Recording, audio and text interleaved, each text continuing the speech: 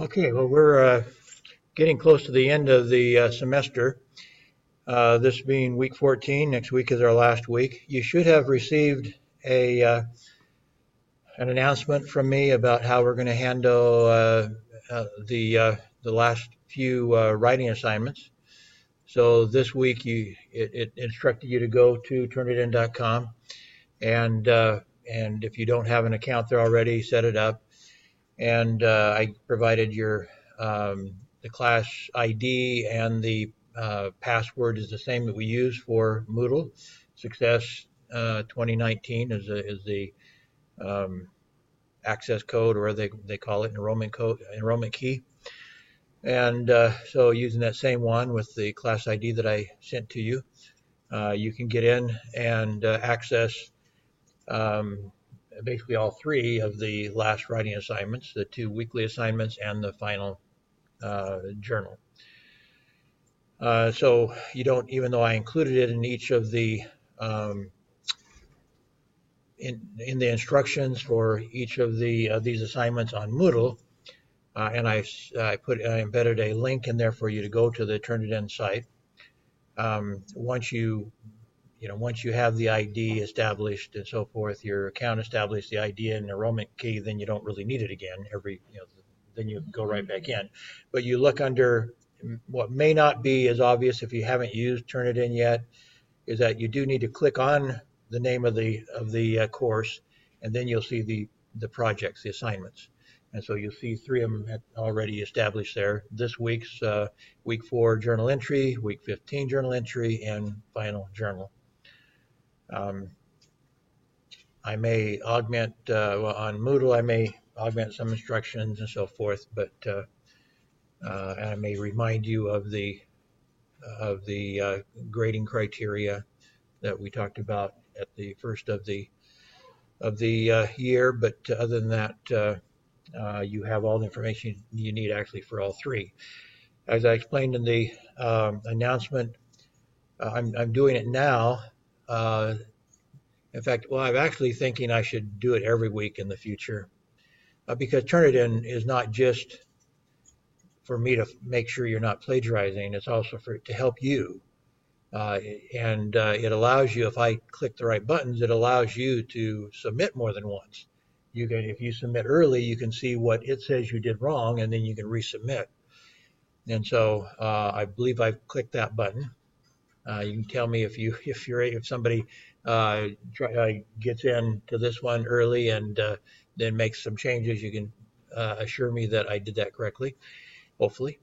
Um, and so that's why I'm thinking I should do it every week next time instead of using Moodle.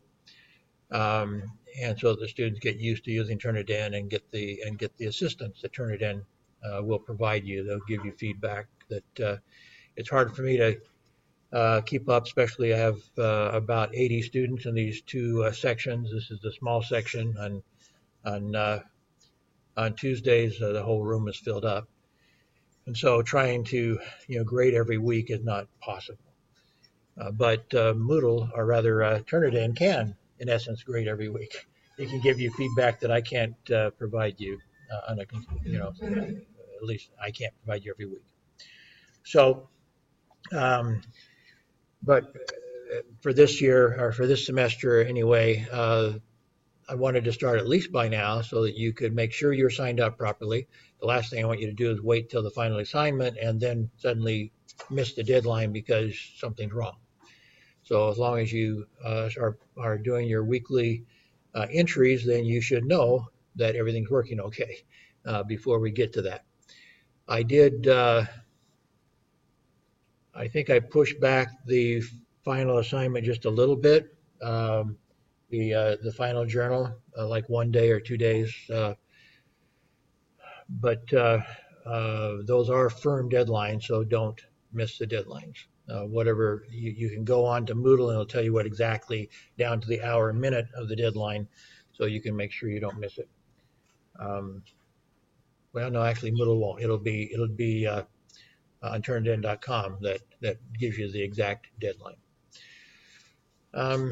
So you can do that and get some feedback. on these last two entries, get some feedback from Turnitin, and get kind of used to that environment. And then your final journal will be due, like I say, I think 2 days after your last weekly assignment. But yeah, well, anyway, I'll double check on that. But or you can double check. It should, when you get in to turn it in, it should give you the deadline so you can see when it is. Okay, this week we're looking at a whole bunch of different videos, and so I don't have a lot of PowerPoint slides, frankly. We'll discuss each of these videos that we watch, and then the rest you're on your own. I think we're going to actually jump down, though, and look at the last two for sure today, because I'm not going to go through the whole thing. One is 30 minutes and one is 54 minutes, which would push you over the weekly numbers that I'm aiming at of 1 hour of video, and then 1 hour for your quiz and reflective journal, which I doubt you guys are spending that much time for it, but that's the idea anyway. 1 hour of outside video and 1 hour for that. So those last two, I don't expect you to watch.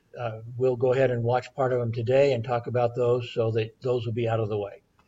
We'll probably also, I think we'll start actually with Mel Robbins. Hers is, we'll watch her entire video, I think. So if we get through those three, then you will have Napoleon Hill, Nathaniel Brandon, Dale Carnegie, and Carol Dweck to watch on your own, and that's well less than 60 minutes. That's 24, 31, 35. That's only 45 minutes. So if we get through those three, then you guys will be in good shape for watching the other videos on your own. So I'm actually going to, it's kind of hard to go back and forth I'll try to get some comments and record some comments into my video in case somebody needs them, but it's sometimes a little bit hard to jump back and forth between creating video and watching video that we cannot put in my video because it'd be copyright infringement, and they'll kick me out of YouTube. Here, and I'll just use the web as my backdrop rather than going back and forth, and I think I can do it without too much trouble. We just won't go back to the PowerPoint.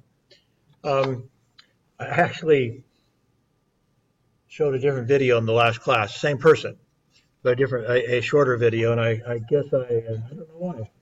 But anyway, this one is a little bit longer, went in more depth, but didn't emphasize something quite as much as the other one did, and so let me reemphasize that. And that is the 5-second rule. I mean, that's what she ended with.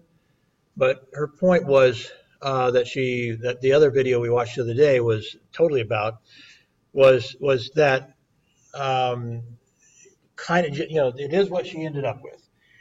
That when you have a good idea, most people talk themselves out of a good idea. They talk themselves out of actually taking action.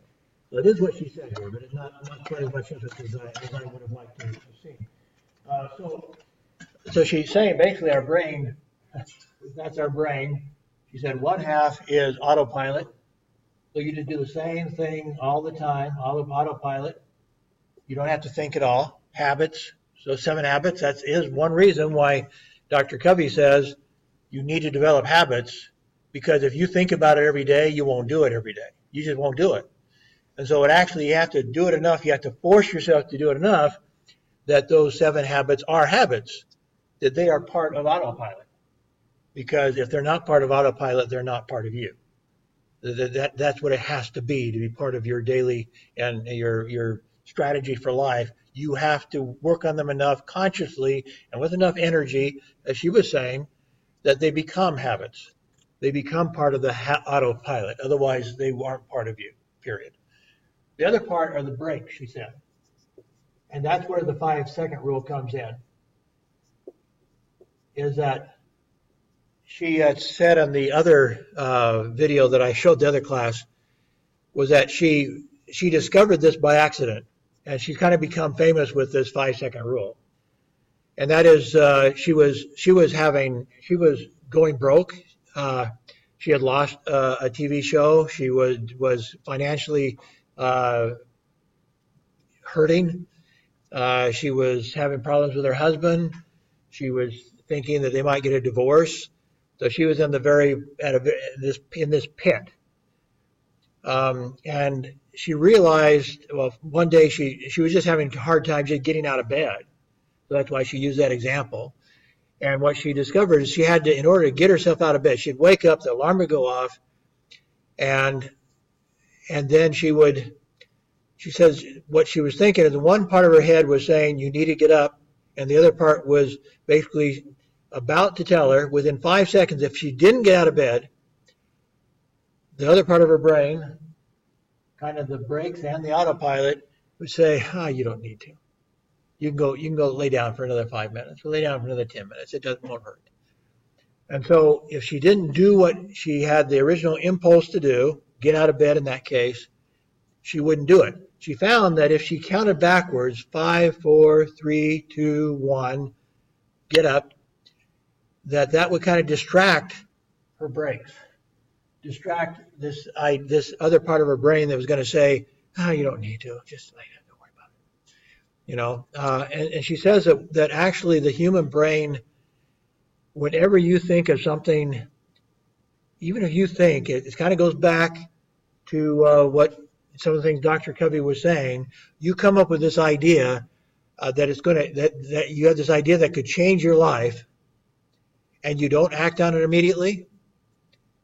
This part of your brain over here will say, you don't really want to do that. You probably can't do it anyway. Nobody's going to help you. You're not going to get the help you need. You don't have the money. Your parents think you're stupid. Your friends don't like the idea. You're going to start coming up with all sorts of ideas why you can't do it. And so she basically says you have to act immediately if you have this impulse of an idea that you should do something, you have to do it. If you wait, if you don't take some action, something to nullify the brakes, then you will just simply not do it. Now, when she talks about the brakes, she says that basically the human brain is built. It was built at the time of dinosaurs or whatever to tell you to be careful. Don't put yourself at risk. Don't do anything that will make you uncomfortable. Don't do anything that will embarrass you. Don't do anything that will get you eaten by the dinosaur, whatever it is. Part of your brain is telling you, don't take a risk. Don't do it. And so that's where that 5 second rule comes in. Do it within 5 seconds. Do something within 5 seconds. Don't allow your mind to tell you, put on the brakes. Don't do this. It's scary. You're not used to this. You're not comfortable with this. This is embarrassing. This is whatever it is, what your brain is going to tell you to do, not, or at least basically not to do. And your good self told yourself to do it. And in a sense, your bad self, your brakes, is saying, danger, danger, danger. Don't do it. And it could be something as simple as, talking to a girl that you kind of like, and your brain's going to say, oh, she's not going to like you. You're going to be embarrassed. She thinks you're an idiot. Don't talk to her. And if you fail, you're going to be a bigger idiot. Don't talk to her. So that part of your brain is going to tell you even something that as simple as that. Don't do it. And then if you get to a big idea, like Alibaba, I think Jack Ma must have a broken brain, because his brain should have told him this is stupid. Everybody else was telling him it was stupid. So how did he do it? He must have fallen down at some point and broken that part of his brain, because that was crazy. What he did was stupid, crazy. No way you could do it. But he did it because he somehow is one of those people who ignores those brakes, ignores those ideas, those feelings, and even what other people were telling him. You can't do this. Don't do it. That risk, danger. You're going to think you're an idiot. Whatever his brain was telling him, he ignored it. What she's saying on this is, we're all one in 4 trillion people or whatever. We're unique. We have unique ideas. We can make a difference in this world, but you can't do it if you let your brakes slam on all the time. You have to follow those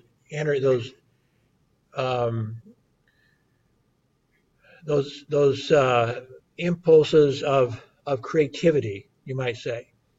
You have those creative impulses. I should do this. Hey, that's a good idea.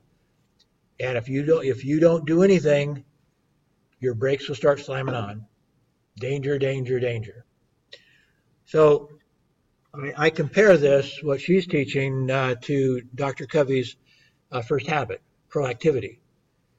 That most of us do allow ourselves to be reactive, and reactive is actually part of our autopilot. Reactive is what we feel naturally to do when something comes up. Or autopilot will say, hit the guy, or just walk away, or whatever your autopilot is going to say. That's kind of what your reactive self is telling you. Your proactive self is this part over here that needs to watch out for that 5-second rule. It needs to take action, or the rest of your brain will tell you, that you're an idiot, whatever. And so I would say Mel Robbins' message is basically a proactive message. She herself, in this discussion she had in the other video I showed, somebody kind of challenged her and said, well, how does this actually function? What do you mean? You can't take the 5-second rule to the bank. Well, I mean, in her case, she did, because that's her main thing that she writes about. But, just because, she was saying that basically change your life in 5 seconds. She said, well, in 5 seconds, you can't go to the bank with it. She said, no, but in 5 seconds, you can start that, you might say, that journey to going to the bank with it. You won't get to the bank if you talk yourself out of it, for sure. So it's those first 5 seconds that will determine whether you ever start the path to the bank, to deposit that money that you won't make if you don't get going, if you don't actually start doing something. So she's saying basically change your life. That's one of her books, I think, is Change Your Life in 5 Seconds, something like that. She's talking about the 5-second rule. Don't let yourself talk yourself out of good ideas. Do them. Just do them. The worst thing that's happened, there's really almost nothing bad can happen unless your idea is dangerous physically.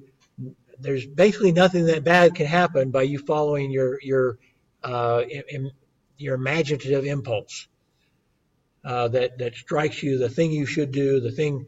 And so when she was talking to this guy, she turned the tables on him and said something.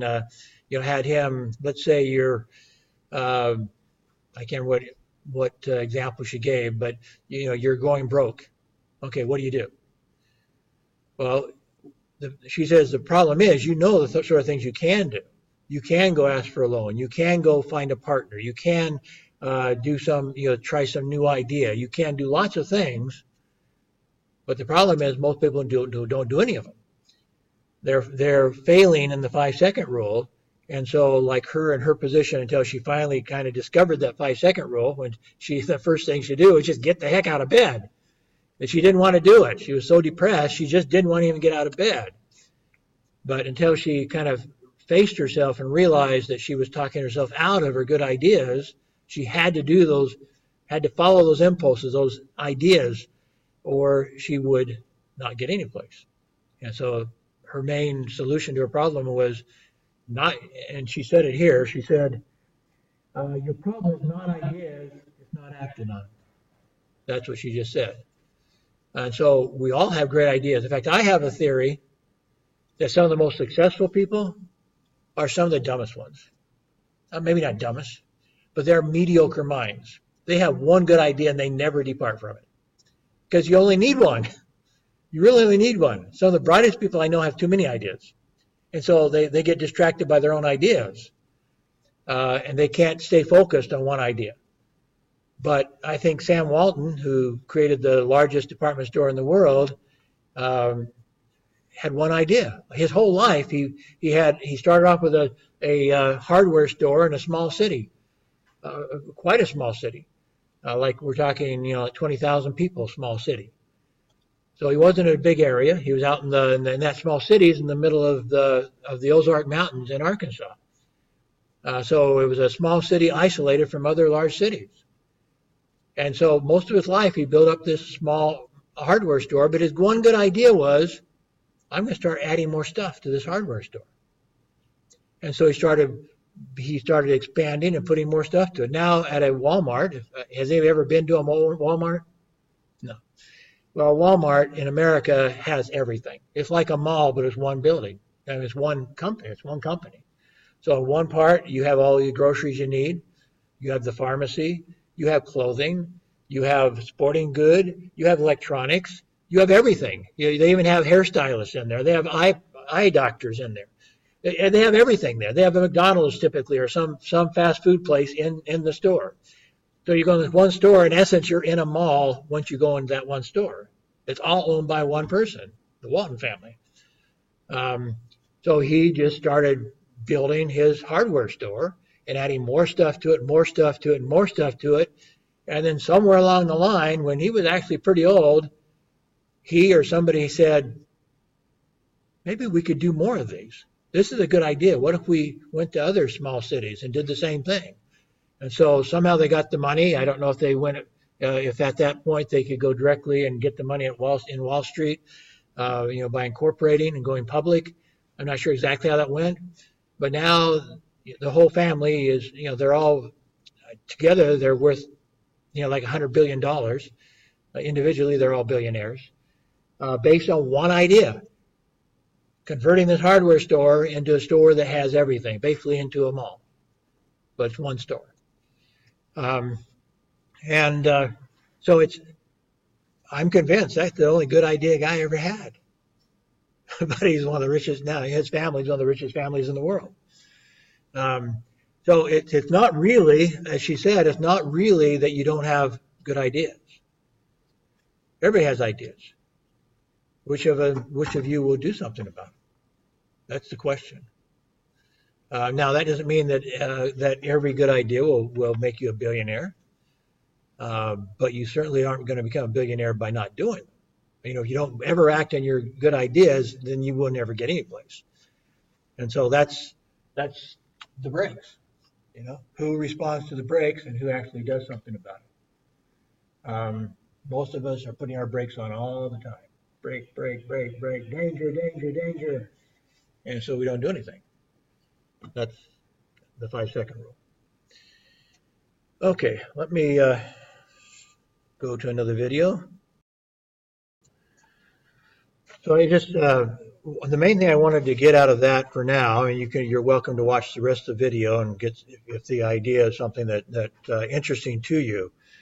But the main thing I wanted to get out of that was this idea that I think equates.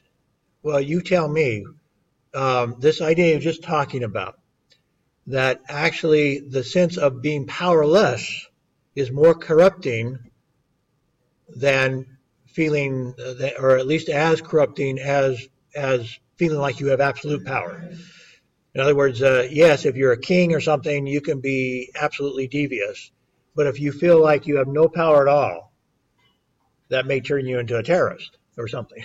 If you feel like you have no control over your life, it can be just about as dangerous. I'm not going to, I don't think it's any really good point of arguing which is worse, to feel like you have absolute power or absolutely no power. But but there is, in defense of his book, if you decide to read it or watch some videos on it or something, I think there's a key point there. So which of Stephen Covey's habits would relate to what he was just talking about with the need for power, or the benefit, even the social benefit of people feeling like they have power? What habits did we talk about where we purposefully empower other people to our mutual benefit. What do you think?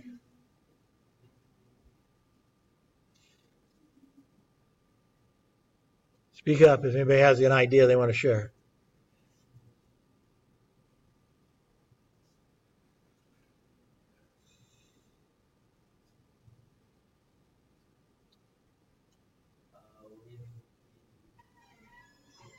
What's your answer? I think it's three habits starting with win-win.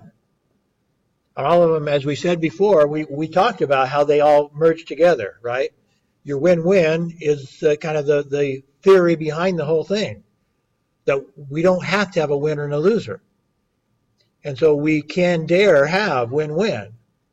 And then the next habit was seek first to understand, then be understood. And that's the activating philosophy of how to make it work, is that if you listen to somebody else, then they will listen to you, and you'll be able to initiate some real, true discussions of how you can work together. And that ultimately ends up in synergy, the habit 6. So it's really habits 4, 5, and 6 we're talking about, all of them, is the sense that I'm going to give you power on purpose. And so this idea, and maybe, reading his book and stuff might help us figure out how to even grow this idea that Covey was sharing with us, that we can make our impact in the world by actually giving power to other people, by recognizing that everybody needs to feel some power. Everybody needs to feel that's what they're feeling when they feel listened to.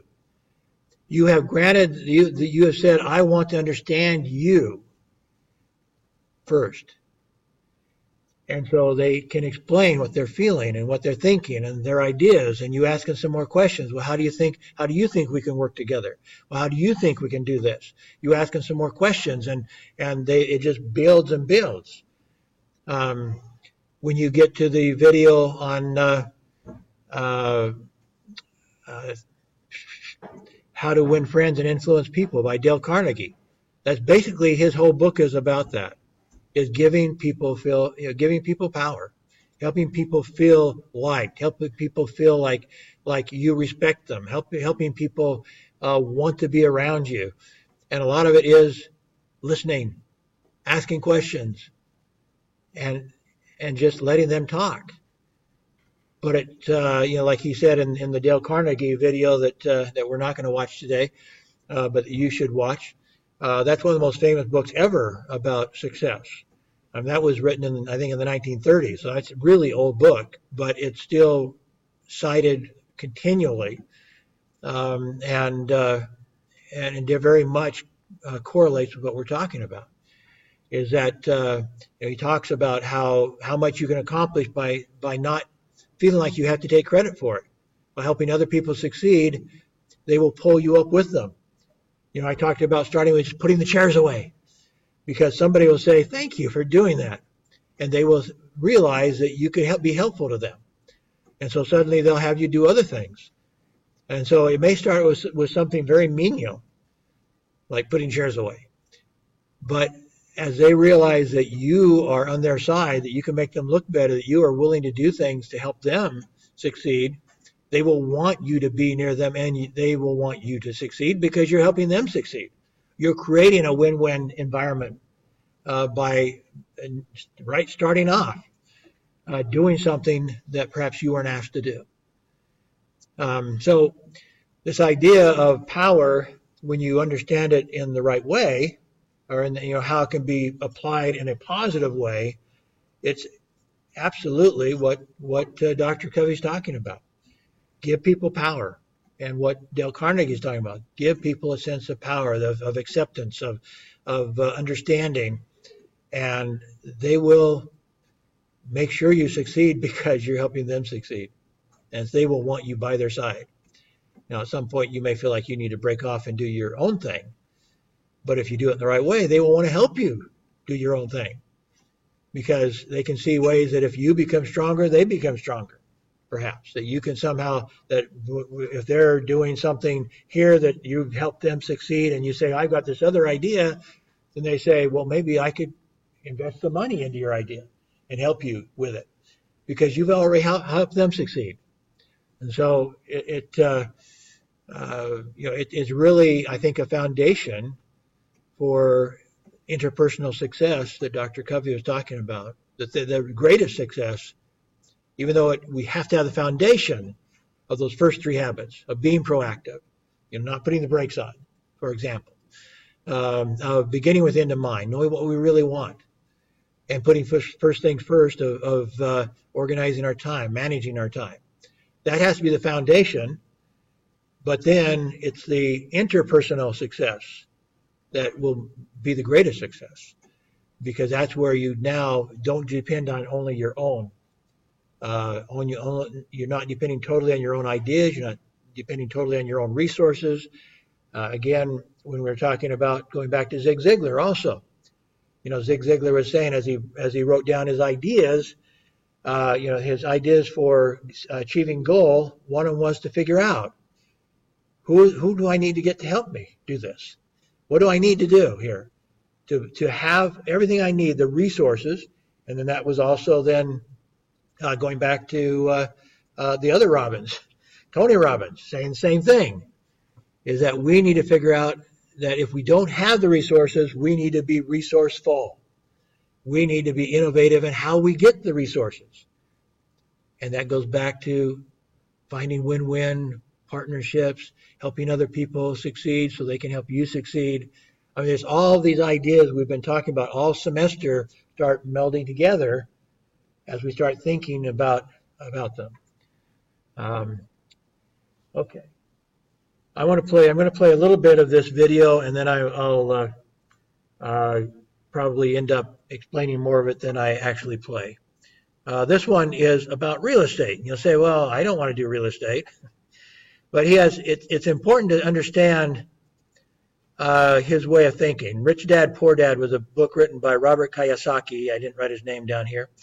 But he was able to retire when he was 45 and build it mostly on one idea, again.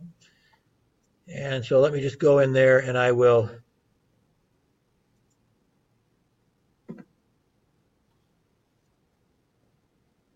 There it is. Try to, as quickly as possible, share his key ideas here. And a lot of them are expressed in these actual words up here right off the bat. Going first then, so what he's really talking about here is if you have money in the bank, when we were listening to Zig Ziglar the other day, when he was talking through evaluating where you're at, that video, and one of the questions he asked a guy that came down from Toronto who was trying to mimic his boss, who was actually a pretty miserable person. He just was making a lot of money, but he wasn't, his family was falling apart and so forth. So he was asking him, just how rich was he? And he noted that two billionaire brothers in Dallas had just gone broke. So even $1 billion is not enough to make sure you don't go broke. It doesn't always work that well. And so so in a sense, he's saying it's not the money in the bank that's safe right now. One of the things that led up to World War II was that, first off, Germany had, it lost World War I. It was not in good financial shape. And they decided to overcome some of their problems by just printing money. And so they just figured, well, our money's worth so much, so we're just going to print some more money. They want more money. Well, that doesn't work, they found out, because by the mid 1930s, people were going to the grocery store with a wheelbarrow full of money. So that just because you print money doesn't mean it's going to maintain its value, and we understand that now. Especially after what happened to Germany. And so that set the stage for somebody like Adolf Hitler to come along and try to blame it on somebody else and decide to, help his country become rich by taking from other countries and so forth. And so Um, Again, we could go into a period of inflation. Almost every country in the world in 2008 started printing money. America did, I think, probably started it. I don't know why we haven't gone into inflation yet, because every country's just started printing funny money, just like Germany had done before World War II. And for some reason, it hasn't caused a bunch of inflation, which is a big puzzlement to a lot of economists. They predicted it was going to be bad, before the end of the Obama administration. They had printed enough money. Um, and in fact, there were American economists that were saying that we, in essence, had declared economic war in China because of that.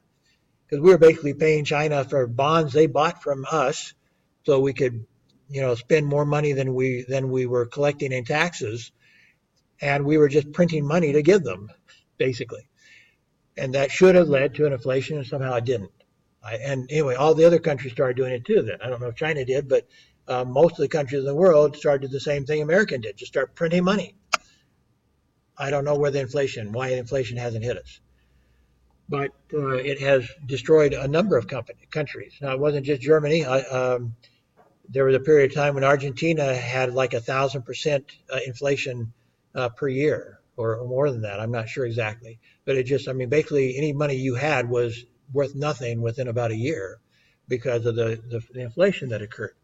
So it's not just bad investments that can make a rich man broke. There's lots of things in this world that can do that. Um, and there's things that can happen to wealth as well. But basically, what he's saying is wealth, by the fact that it allows you to retire early, for example, would come from owning a business or making wise investments. And his safest investments, he thinks, are is real estate. And the reason why he thinks it's real estate is because, for one thing, banks are willing to loan just about anybody money to buy real estate. And the reason why they're willing to loan you money to buy real estate is why? Why are they willing to loan somebody maybe just out of college money to buy a house? Why would they do that? You don't have any track record yet, but you can be pretty young and you have a pretty low income to get money from a bank to buy a house. The reason is, if you don't make payments, they take the house back. That's one of the safest investments they can have. They give you the house, you start making payments, and if they take the house back, they already have all your money. They're not going to give you your money back. So they collect your money that you've been making in payments, and they take your house back too. So that's a great deal for a bank. So real estate, giving loans on real estate is the favorite thing for banks to do. And it's obvious, and it makes sense. They give you money, you buy the real estate, you have a mortgage, you start making payments, you make those payments, you put some down payment first. Typically, especially if you're new at it, they make you put down $10,000 or something, some money, before they'll give you the loan. And then if you stop making payments, your real estate's gone. A lot of other loans aren't like that. I mean, credit cards, for example, in America, one of the things that tipped the 2008 recession that really got it going was consumer credit cards in America were being given very easily. And so lots of people were building up debt. And if you build up debt with a credit card, there's nothing for them to take back. The bankruptcy laws in America basically don't for you to get something back from somebody, it has to have some significant value. And it must be something that these people don't need to survive. So you can't take back clothes. You can't take back shoes. You can't take back a car. Now, if they're still making payments on the car, you can, because the car itself was insuring the payment. But if you go buy clothes, if you go buy lots of things, they don't make you sign a note saying they're going to come take it from you if you don't make your payments. But you've made it on these credit cards, and that bank is just stuck with that debt. So they would much rather have a mortgage. So consequently, if you buy one house and you make payments for a while, guess what? You go back to the bank and say, well, I want to buy another house. They're going to say, okay, yeah, you made payments on this house for a couple of years. Yeah, we'll let you buy another house to rent out. Yeah, it sounds like a good plan.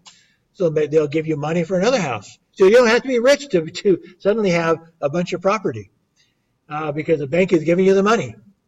And all you have to do is hope that, if you're renting them out and stuff, the people will pay their rent. You have a plan, and worst case scenario, you don't make a payment on this house, they take the house back. They can't take your other house back. They take this house back. And so that's why he really recommends real estate, but he also recommends businesses that you start in such a way that you can walk away from them. It kind of goes back to the idea that Horowitz and I think it's Horowitz. I can't remember. Maybe it's Andreessen. Come to think about it. He was talking about how you need to be hiring. Both of them talked about it somewhat about how you have to hire people smarter than yourself. And that's kind of his idea too, is start a business, hire people that are smarter than yourself, and then walk away. Let the smart people run your business. So you have to have a decent, reasonably good idea to walk away from it. But if you hire the right people, then they'll make you money. My dad, I mentioned before, was a farmer. And I have come from a line of farmers. My granddad was a farmer. My great-dad was a great-dad, probably back hundreds of years were farmers. Farmers almost never make money farming. So how do you think? But most of them, at least in America, a good share of them end up millionaires. Those who can stick to it.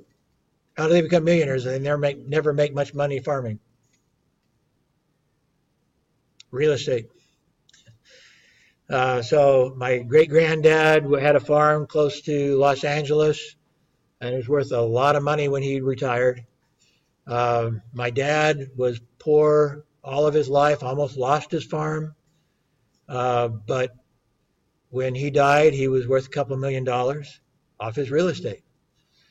So it's kind of ironic that these farmers work 18-hour days and so forth. And they work they work 7 days a week, 18 hours a day, live poor and die rich because of real estate. So I'm not sure that I recommend that style of life. Obviously, I'm not a farmer, so I didn't particularly like that idea. But nevertheless, I see it in my family. That's what they did. They worked hard, they lived poor, died rich. So according to him then is that these ideas that, and this is the main thing I want you to understand, is that maybe just see things from a different perspective. Is that this idea of just getting a job, of being an employee and getting a job, is not necessarily. He referred to his dad. He didn't tell the whole story of his dad. His dad was the superintendent of education of the state of Hawaii. In other words, he was the head of all the educators in the state of Hawaii. He had a really good salary, probably over $100,000. Maybe not that much in their day, but in this day and age, he would have whatever he got was probably equivalent to over $100,000 in today's money anyway. And so he had a good amount of money coming in. He bought one house, his family home. He didn't make any other investments. And so, at least from Robert's perspective, he died poor. In his case, he lived rich. He died poor. My dad lived poor. He died rich, basically. So you have these different perspectives, and the book he wrote, Rich Dad, Poor Dad, his dad was the poor dad. Even though he wasn't really poor. Like I said, he had a good salary. He lived well during his life. But he died poor, essentially. He maybe gave a little bit out, maybe the sale of the house when his parents died. Although when you get old in America, suddenly they start taking your money for health care. Health care is outrageous in America, the cost of it. So you may not, even if you hope to leave something to your children, you may eat it all up in health care. And so this idea of being an employee, even if you're very smart, if you have a PhD and you're the top educator in the entire state of Hawaii, Doesn't mean you're going to, you will live well probably, but you will not die rich because you're doing stuff for other people.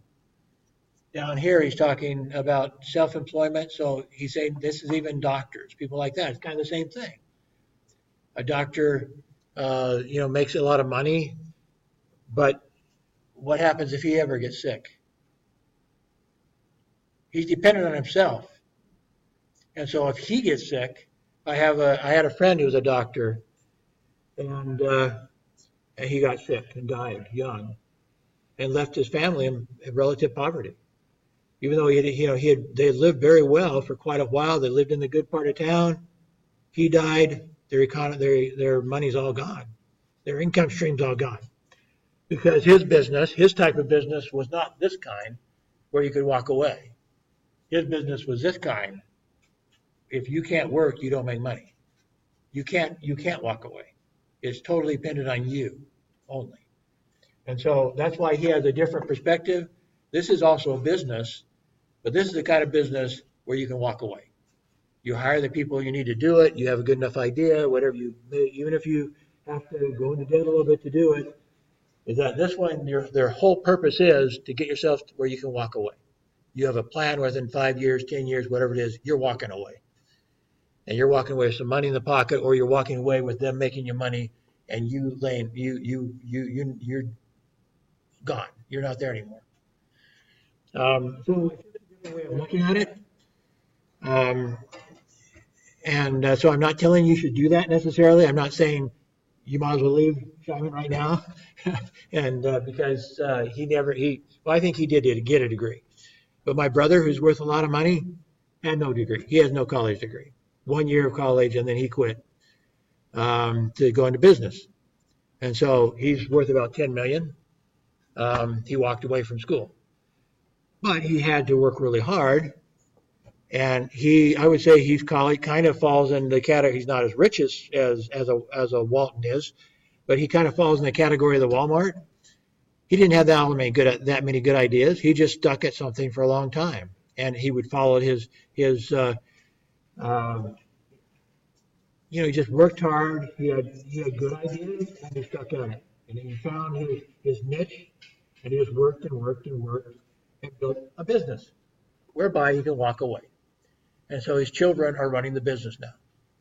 And so they're in a position to get rich now too, because their dad left them a functioning business where after a while they'll be able to walk away. So he was not, I mean, in a sense he was self-employed, but he had a big enough business and he did go a lot of debt. In fact, he told me that for his first 20 years, he had to pay $100,000 a year to pay off his loan for buying the business. $100,000 a year before he could buy food for himself. So he had to be a business that was big enough, that was bringing enough revenue, and that he could build up from there in order for him to become wealthy.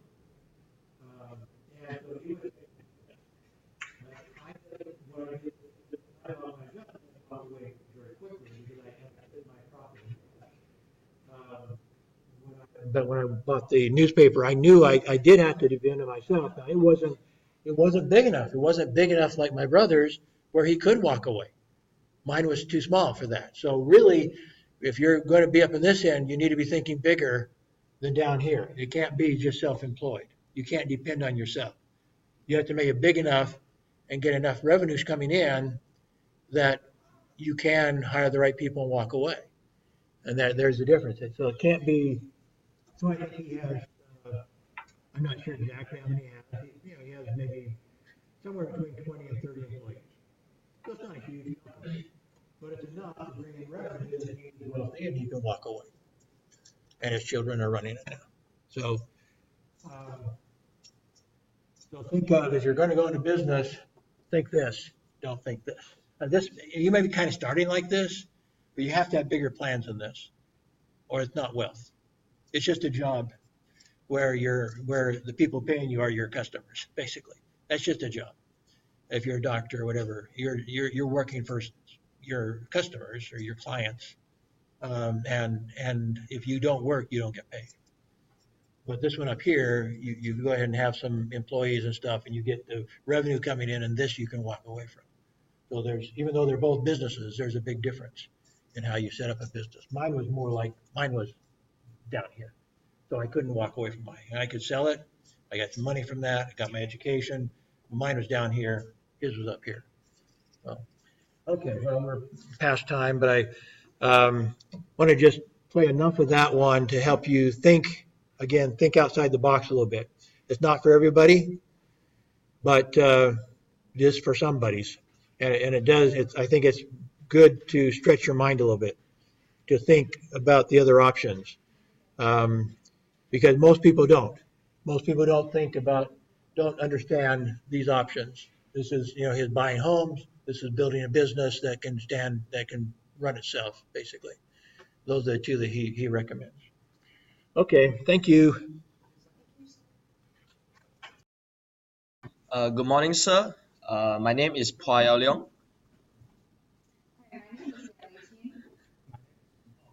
and today we are going to talk about writing for classes. So, as we all know, writing for classes is very important, especially now we are in degree, and also it's very important for our future jobs, as we need to make our CVs and our resumes. So now we would like to talk about ways that you can improve on your writing for classes. Now I'd like to pass my time away. So next, let's turn to the first part. That is, what is the difference about the college writings? And actually, I believe that each student in the college, but also in the high school, they have the problem that they have a very high mark in the high school, but however, get a low mark in the college. And the reason for this is that its writing style has changed from the high school writing to the academic writing. And so what is academic writing? And according to the college success, and the academic writing is defined as a response to the target, such as the ideas or controversials that you will read, which rooted at the environment of the college. And in the high school, the academic writing is difficult to survive due to lack of an academic environment. And the writings is a response to the ideas or the controversial that you will read is reflected doing what kind of readings. And this is a picture shows that the writing in the high school and the writings in the college. And some people say that the college writing is harder than the high school writings. But however, the difference between these college writings and high school writing is not such simple. The true difference between them is on the method and the ways of usage. And the people feel that the college writing is harder because they don't know there is a transitions between the high school writing and the college writing, and not only on students' awareness, but however also on the transition of the mentors. And the next, I will analyze the transitions between the teacher's perspective, and this can help us to understand the difference of the college writings. And in high school, the teachers usually do not have too many requirements for students writings, and except some English class or some mathematics class and other class, they never have this kind of writing in the exam. And at the university, the lecturer is very concerned about the students' academic writing ability and uses as an exam important indicators for student judgment, for judging student achievements and their ability. And start from the situations of the lecturers. The high school teacher generally need to bear a lot of pressure, and you usually have a lot of students. For example, the 115 students, and they usually focus on wide range of the topic. For example, a course teacher may usually, they not only act as the core course teacher, but also they act as the consultants or the negotiators, and sometimes they need to talk with the students. And they have limited time to testing each student because they have too much students. And however, for the lecturers in the university, they usually have few courses. For example, they have 2 courses in a day, and they usually focus on limited topics. And because of this, they have much time to spend on the students, and they can change their study method. For example, they test the students using the presentation or using other kinds of method to evaluate. And but also the mentor's teaching method is also have great changes. And in the high school, the teacher usually focus delivery established bodies of information. The fact they teach students the fact, and judging students by testing like the quiz or something, and teach students some straightforward practical skills. But however, in the college, the lecturers usually focus on unknown topic and would like to let students to study by themselves and judging them by a various method. For example, they like to using presentation to test the student's ability, so they will use the presentation. And the knowledge is not only limited on the class, but also except the class. And as a result of this transition, the lecturers, they are more specialist and may more likely to assign writing task and give some detailed information, and they will ask students about some extra knowledge and let them to find by themselves. And the college, as a result of this kind of specialist lecturers, then the college students were more familiar with a specific certain fields, and they can use various methods. For example, not only limited to 5 paragraph articles, but also they use a lot of other methods to investigate a specific topic or ideas. And so what is so-called different kind of writings? And here we use a case study, that is gender role, to explain what is the different kind of papers. And in the anthropology classes, they use the paper topic like the roles of men and women in a particular cultures to explain the case study, the gender role topic. And in the film appreciation, they may use how a sense describes the film's characteristic to evaluate what is the gender role. And in the psychology classes, they may summarize the result of the gender role, the experiment. They usually conduct an experiment and analyze the experiment to analyze the topic like a gender role. But however, in all, each assignment is very unique in different courses, and each topic can have different writing technologies. But what the question is that how do we get a high score in these courses? And this requires us to satisfy the expectations of the lecturers. And we can first pay attention, and there here have some solutions for us to fulfill the expectations of the lecturer. And the first is to pay attention to some keywords. For example, they have a word like summarize, define, the classification, compare, and this kind of words.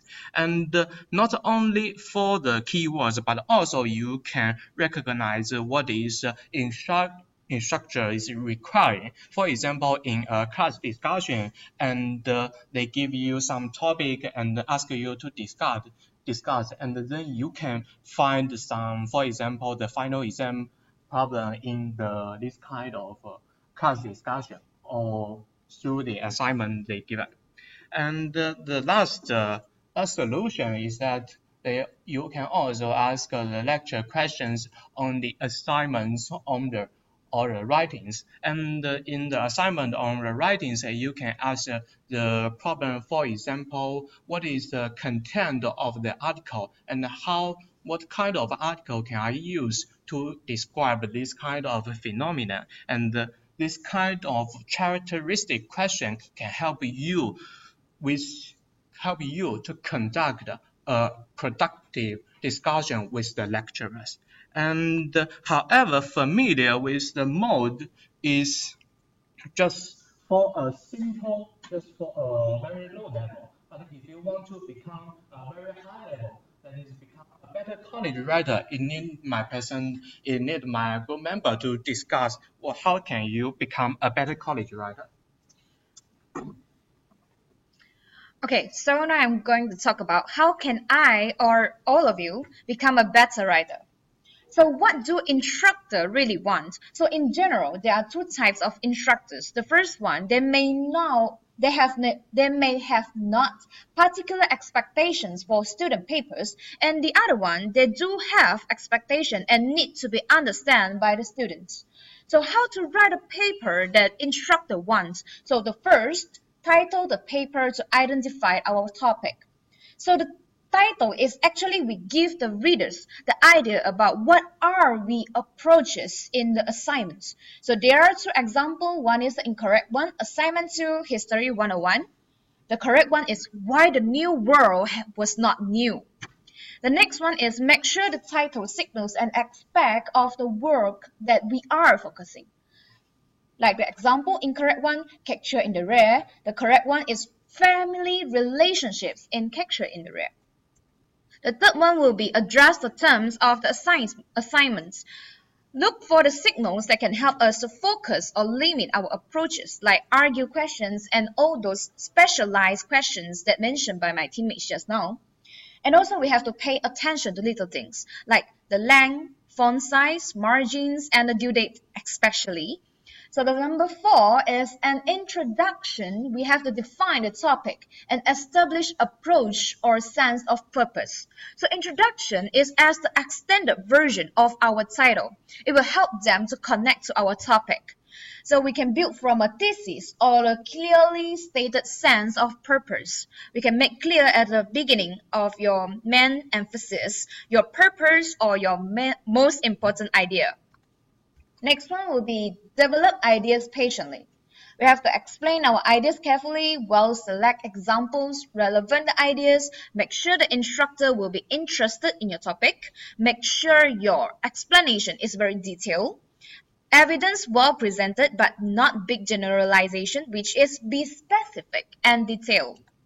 Number 6, integrate. Do not just plug in, which is the quotations, graphs, and illustrations. These materials are only supportive, but the points we make will be the first thing first that we need to put into our writing, which means we cannot just put in the graph or illustration without any explanation. How our readers is going to understand the illustration in our writing. We have to explain it and connect it to our paragraph. So we have to also build clear transitions at the beginning of every paragraph to link from one idea to another, and also connect the whole paper together from top to toe need to be coherent. Number 7, document your sources appropriately. The instructor will value the careful research and thoughtful application of others' ideas and evidence in our paper. Next one will be carefully edit our paper, collect. Instructors assume you will take the time to edit and proofread your essay. You can also ask your friends or others or your peers to review the paper. The last but not least, you have to turn in a clean hard copy. So the writing process, the final paper is a product we need to hand in to our instructor, but we can actually learn in the process of the writing. So the writing process is actually more toward how you get the goal, which is the final paper. How can I make the process work for me? So prepare before drafting, such as thinking, brainstorming, planning, and so on. Sometimes it's called pre-writing, but we usually still write something at this stage, even if jotting notes. The next one will be writing the draft and revising and editing. So how can I make the process work for me? Writing is hard, procrastination is easy. Don't let yourself put off the task. Choose to schedule shorter time periods over a series of days rather than trying to sit down for one long period to accomplish a lot. So the strategies in pre-writing action will be discuss what to read, see, and hear. Use email to carry on discussion in writings. So now we usually use social medias like WhatsApp or WeChat. Brainstorm, Keep a journal in which you respond to your assigned readings. Ask and respond in writing to what, why, and how questions. In your notes, respond directly to what others have written or say about a topic you are interested in. So the strategy in drafting will be write a short statement of intent or outline your paper before your first draft. Write down on a card or a separate sheet of paper what you see as your paper's main point or thesis. Reverse outline your paper. Don't obsess over detail while writing the draft, and read your draft aloud. So what's the difference between revising and editing? Revising a draft usually involves significant changes, including the following, which is make organizational changes like the reordering of paragraphs, which is don't forget that new transitions will be needed when you move paragraphs. Clarifying the thesis or adjustments between the thesis and supporting the points that follow. Cutting material that is unnecessary or irrelevant, adding new points to straighten or clarify the presentation. The next one, editing, will be the final stage of the drafting with the steps below. Carefully spell checking. This includes checking the spelling of names. Attention to sentence level issues. Be especially attentive to sentence boundaries, subject-verb agreement, punctuation, and pronoun reference. You can also attend at this stage to matter of style. So what if I need help in writing? You can find tutoring services that are provided by most of the colleges, teaching assistant and instructors, writing websites, and writing handbooks. Plagiarism, how to avoid it. Plagiarism, simple to say, is copy and use others' works as if it's yourselves. So aspect that can be plagiarized will be the words. That's why we need to paraphrase the words or put quotations and tell the reader where does it from. And the next will be the ideas. Ideas is a form of intellectual property, so we cannot plagiarize it. So what are we going to sort out what ideas should be cited or not? Common knowledge, which means the knowledge that everyone can easily access, but not everyone knows about it at first. So it's no need to be cited. But distinct contributions and disputable figures like data, they need to be cited. There are forms of citations. The first one will be the Modern Language Association (MLA), Chicago Manual of Style, and American Psychological Association (ATA), what we usually use in citation. Now I will talk about the types of writing in college. There are a total of 3 types. So the first 2 types is writing in class and online writing courses.